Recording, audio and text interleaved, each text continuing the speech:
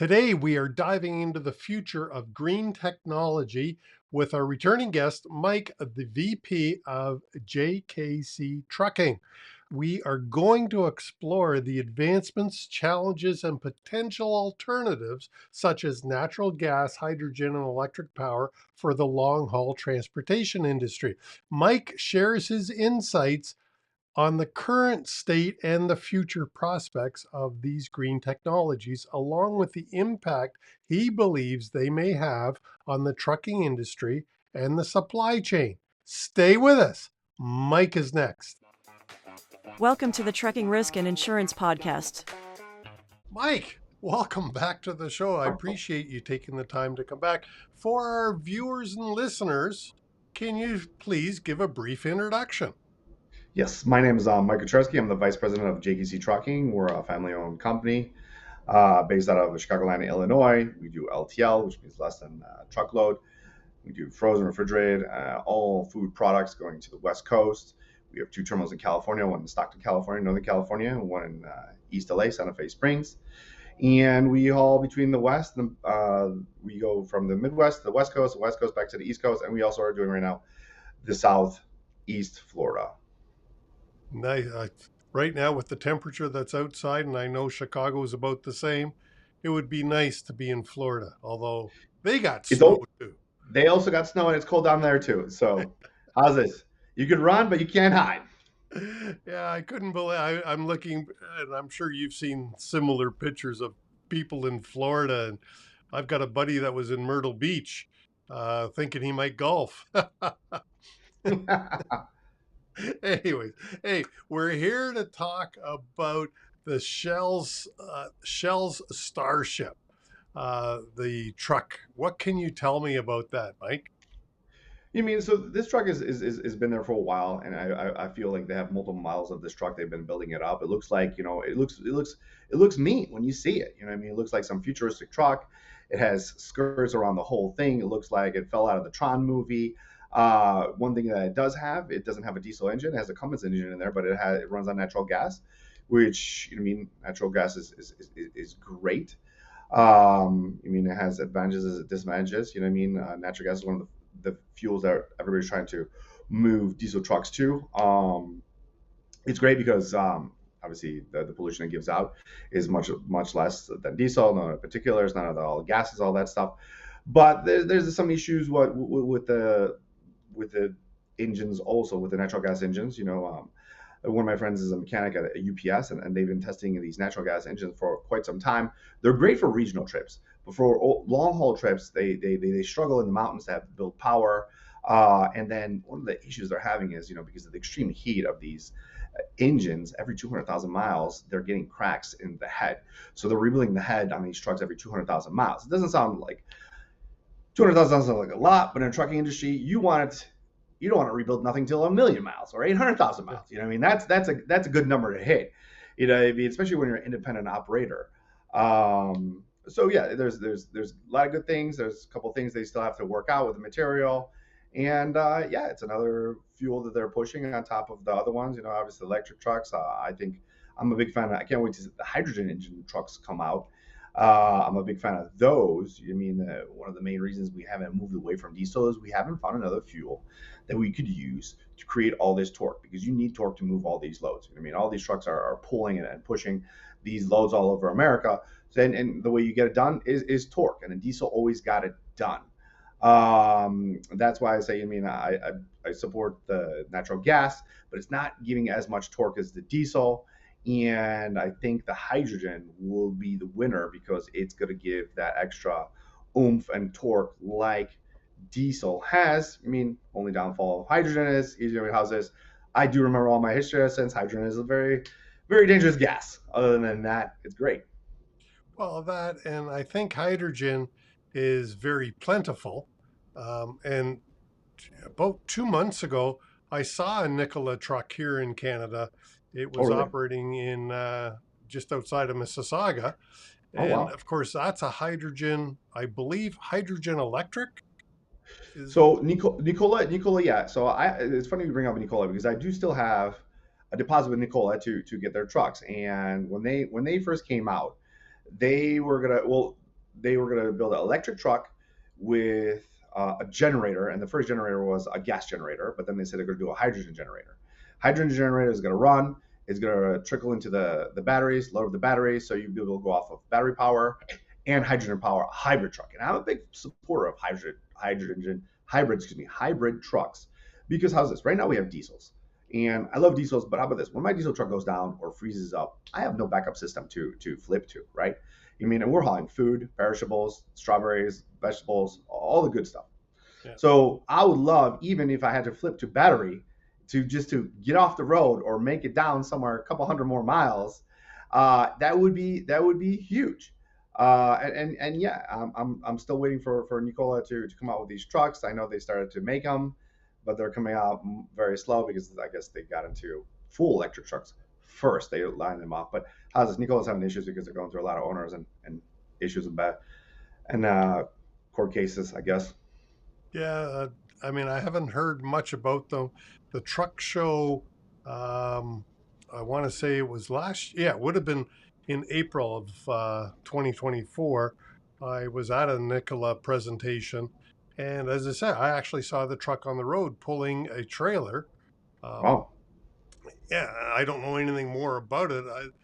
I'm with you. I believe it's a hydrogen generator powering an electric motor, Yep. which, I mean, I think you know that I own a Tesla right now, Yep. and I'll tell you from a maintenance point of view, the electric motors are pretty damn good. Yeah, You know, you can't beat this combo. You know what I mean? And I don't know if you guys know, but like hydrogen engines, I guess I haven't seen one yet. So how's this? You've seen a Nikola truck, which is like a unicorn out there. You've seen it. I haven't seen it yet. yeah, But the exhaust that comes out of a hydrogen engine is water vapors. You're like, whoa, you know what I mean? You can't beat that. So I'm excited to see one yet, and more excited to jump in one and drive around with it. You know, speed around it and see what she does. How is it different than a diesel to compare it? yeah, apparently, again, one of the knocks I hear about hydrogen electric or an electric truck is the added weight to the unit compared to a diesel motor. I mean, and I know they've gone to the U.S. government and they're asking for a variance or whatever it's called, so that they can haul more weight than Yep. what's currently legal. Yeah, What, yep. what, We're yeah, 80,000 pounds is the max we could take here in the U.S. So, and then I believe these batteries are about, if I'm correct, you need at least two batteries, and each battery is over 8,000 pounds. So extra 16,000 pounds of weight that's going to take away from the cargo capacity, unless they could inch up the legal weight limit for these electric trucks to go over our highways. Um, that would be a win-win, but I believe, I mean, then you got other issues that these extra weight of these highways trucks are going to be destroying the highways, blah blah blah. Or in the future, we're going to have to be able to take less weight because these trucks are heavier. yep.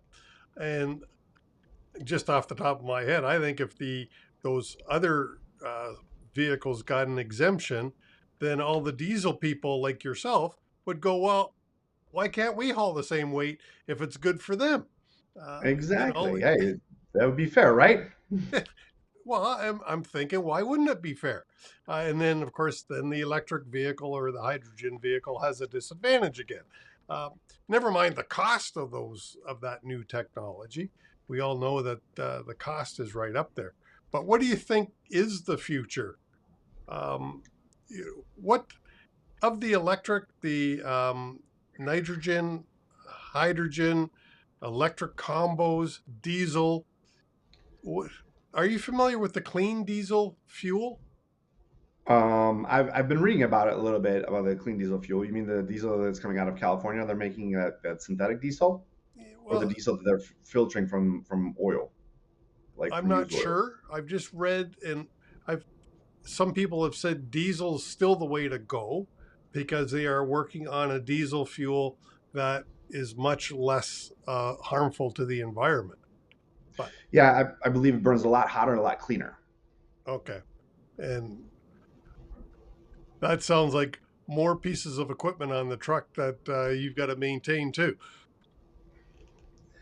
You know, Yeah, yeah. but getting back to the Starship, what kind of a motor does the Starship use? Are you familiar? You mean so it's okay? So the Cummins is usually due to liters.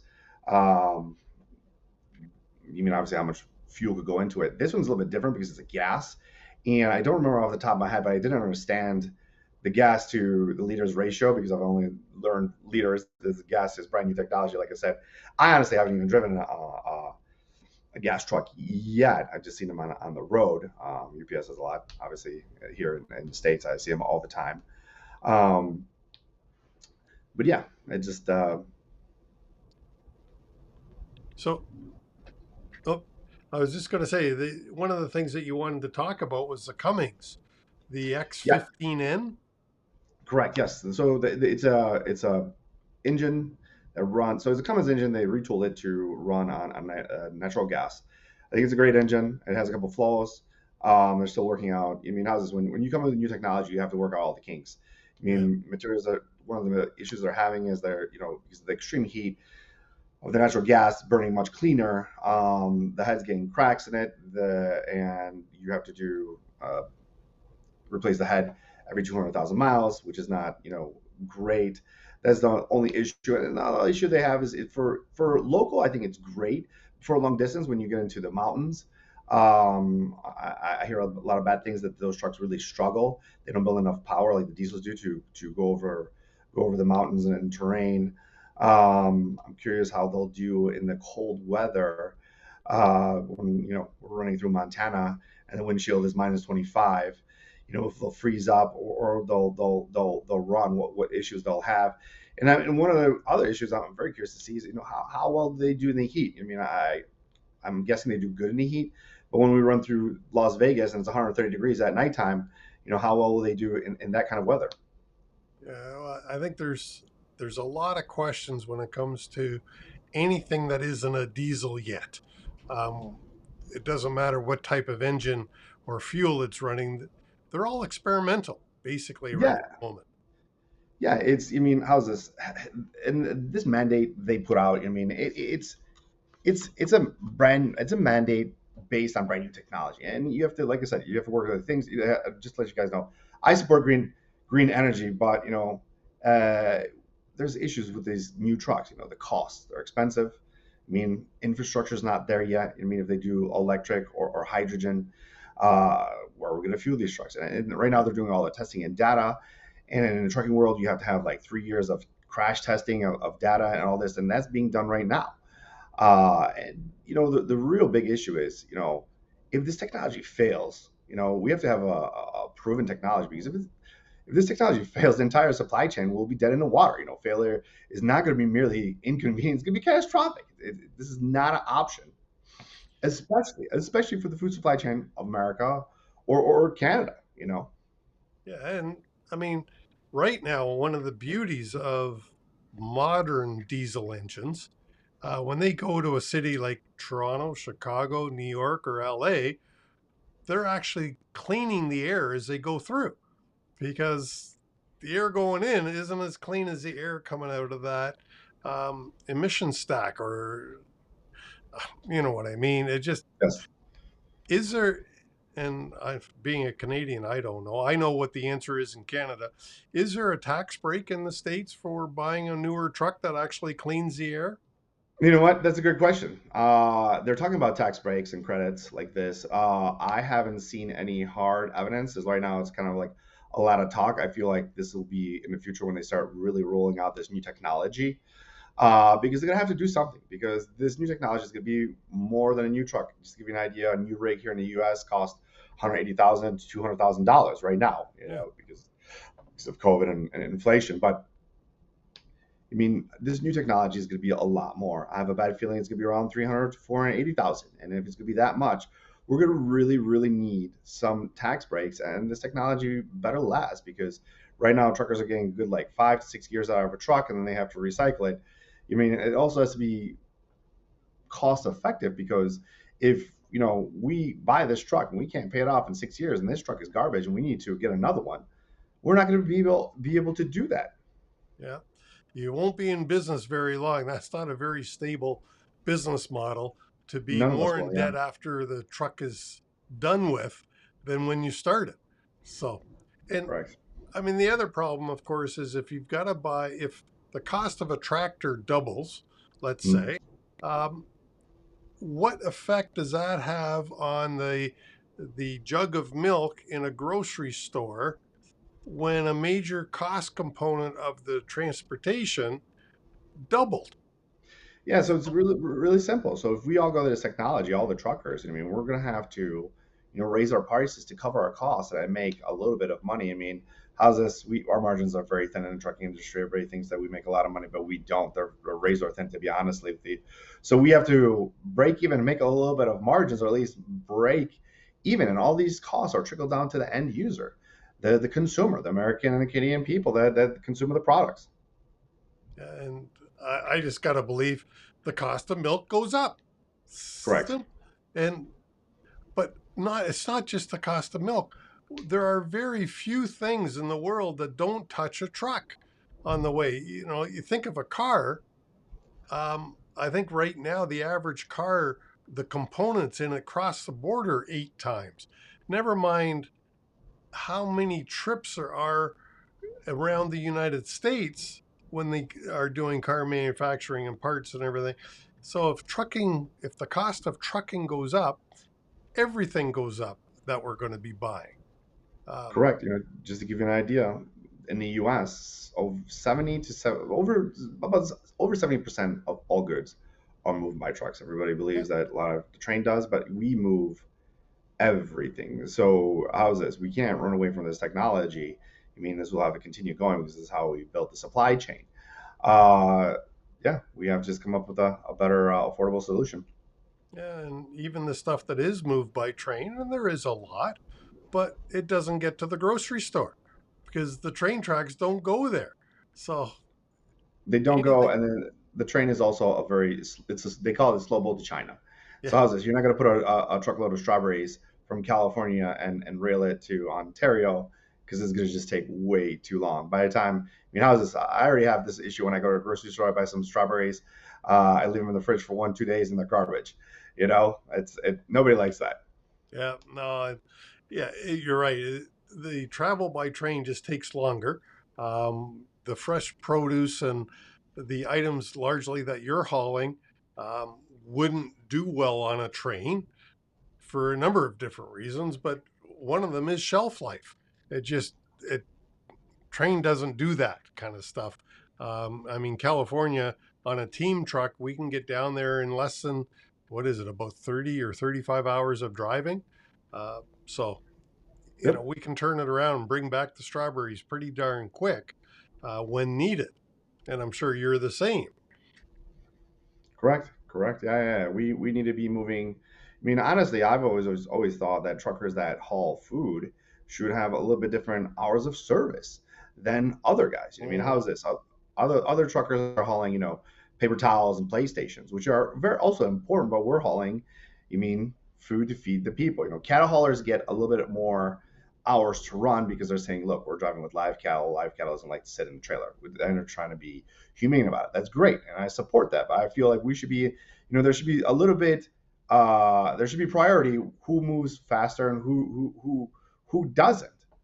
But that's just my opinion.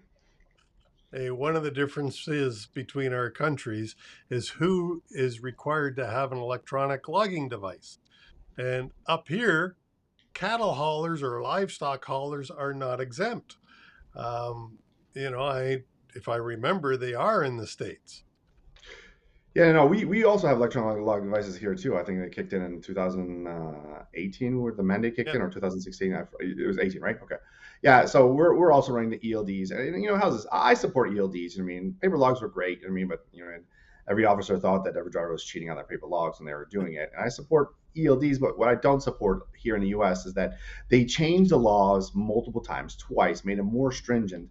The first set of ELDs I think were great, but they said they did it for the safety of the people. So many people, there were supposed to be less accidents, which in reality it's complete opposite. It caused more accidents because drivers here in the U.S. are doing something called chasing the clock. I'm sure you guys have the same problem in Canada, and they haven't rolled them back. So I mean, I'm hoping one day that the truckers could sit down with these legislators, so we could teach them our problems, because whoever made this law up looked at a statistic, but in theory it doesn't work. So we need to change it and come up with a solution that would work for both of us, to get the economy rolling. It's and I mean, I'm a safety consultant. I am all about safety, and I certainly agree that truck drivers shouldn't drive tired. Uh, I'm not sure that the hours of service, the ELDs, have a positive impact in that. And this is way off a topic, but there is technology out there that measures a driver's alertness. And if a driver's alert, why can't he drive or she drive? Yeah, and I would say, so one of the things I believe with a lot of people is, if a truck driver is tired, they're gonna pull over. No truck driver is gonna push himself beyond his limits. When I get tired, when my eyeballs get tired, my eyes get tired, I pull over, I take a break. I close my eyes, even if I can't sleep. I try to rest. You know what I mean? Everybody has this bad idea. There was one accident that some gentleman, was running paper logs, and he didn't sleep for days because he was on drugs, and he ran into a whole bunch of cars on the construction zone, and he caused a horrible accident. A lot of people died. But how's this? This is one scenario, and they're using this one scenario to hold all over all the truckers' heads, and which is not fair, in my opinion. Yeah, no, it certainly isn't. Um, but just to get back to fuel, and let, let me ask you, where do you think the industry as a whole can move? Because the environment is a concern to most people. How do you see the future of trucking? Is there a way that we can green this up? You know, One thing I hate about what people don't understand is, like, how's this? So a truck, and I forget what one of the institutes that does trucking, I forget the name off the top of my head, did a survey, and they took a truck from the 80s, and they took a truck from right now, right? And the you the truck from 80s, I think you needed 16 current trucks right now to give out the same pollution as one truck from the 80s. So we have cleaned up with these particular filters. Am I a fan of them? No. Is it great technology? No, I think it's flawed. But we are running more cleaner. So it has changed. There's been steps in the right way, but people just want to completely eliminate diesel. I support that, but before we do that, we need another technology to take its place. A proven, affordable technology before we flip the switch, because if if we're not ready, this is gonna be catastrophic. People are, stores are gonna run out of food. It's gonna be bad. Yeah. It's gonna be COVID all over again, even worse. And I do think we are working on the technologies. None of them yet have been proven.